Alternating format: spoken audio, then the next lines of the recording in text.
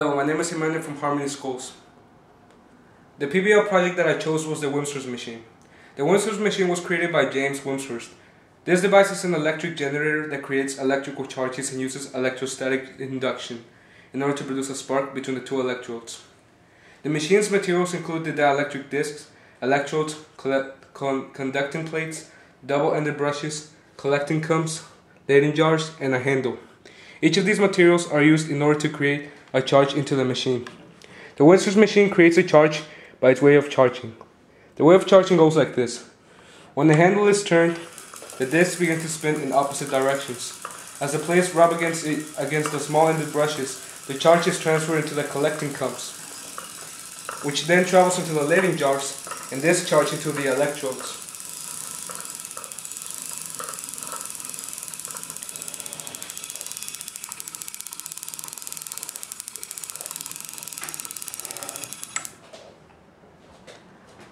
Thanks for watching Harmony Schools.